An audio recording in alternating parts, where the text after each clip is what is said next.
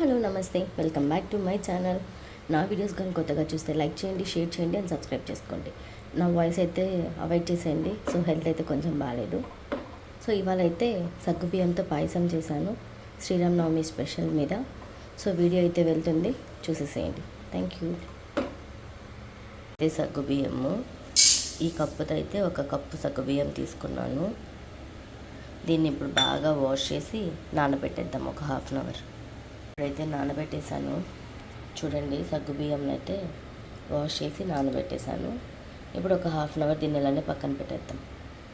ఇప్పుడు ముందుగా ఒక 3 కప్పులు వాటర్ అయితే వేసుకుందాం. మనం ఏ కప్పుతో అయితే సగ్గుబియ్యం పెట్టామో ఆ కప్పుతో 2,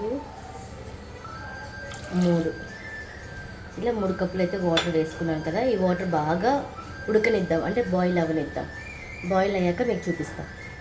ఇప్పుడైతే మిల్క్ అయితే కాంచుకున్నాము. 1, సో ఆల్రెడీ 2 వేసేసాను, 3.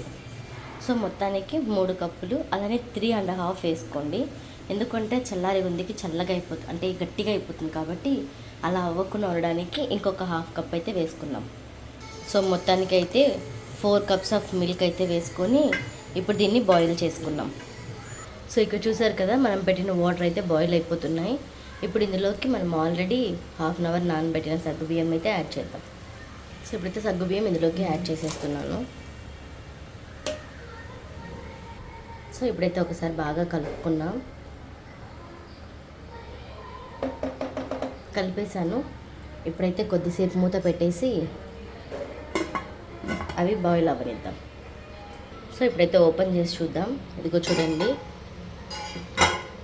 కింద మాడకుండా అయితే కలుపుకోవాలి. సో చూడండి, సో ఇవైతే ఆల్రెడీ ఆల్మోస్ట్ ఉడికిపోయాయి. సగ్గుబియ్యము చూడండి, ట్రాన్స్పరెంట్గా అయితే వచ్చేసాయి. అంటే బాగా వాటర్ అంటే కనిపిస్తుంది, ఉడికితే ఇలా వాటర్ అయిపోయినట్లు కనిపిస్తాయి అన్నమాట, వాటర్ బబుల్స్ లాగా. సో ఇదైతే అయిపోయింది. ఇది కొద్దిగా ఇప్పుడు సిమ్లో పెట్టాం. ఇప్పుడు దీన్ని ఒక్కసారి బాగా కలిపేసి మనం బెల్లం ఆల్రెడీ తురిమి పెట్టుకున్నాను. సేమ్ ఏ కప్పుతో అయితే మనం వేసుకున్నామో అదే కప్పుతో బెల్లం కూడా వేసుకోవాలి. సో ఇప్పుడు బెల్లం అయితే బాగా కరగనిద్దాం. బెల్లం కరిగాక మీకు చూపిస్తాను. సో చూడండి,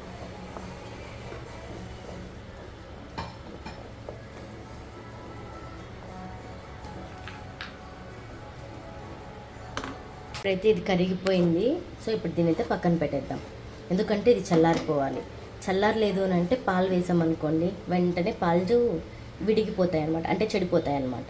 సో అందుకని ఇప్పుడు వేయకుండా ఇది చల్లారేంత వరకు పక్కన పెట్టేద్దాం. ఇప్పుడైతే ఇది బాగా చల్లారింది, అంటే గోరువెచ్చగా అయితే ఉందండి. సో ఇప్పుడైతే ఆల్రెడీ మనం కాచి చల్లార్చిన పాలు ఉన్నాయి, ఆ పాలు అయితే ఇందులోకి వేద్దాం. ఇదిగోండి, మిల్క్ అయితే ఇందులోకి యాడ్ చేసేద్దాం.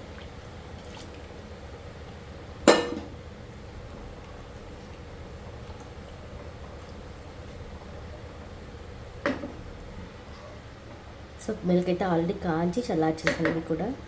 సో ఇందులో అయితే కలిపేశాను. ఇప్పుడు ఆల్రెడీ గీలో ఫ్రై చేసుకున్న డ్రై ఫ్రూట్స్ అయితే ఇందులోకి వేసేస్తున్నాను.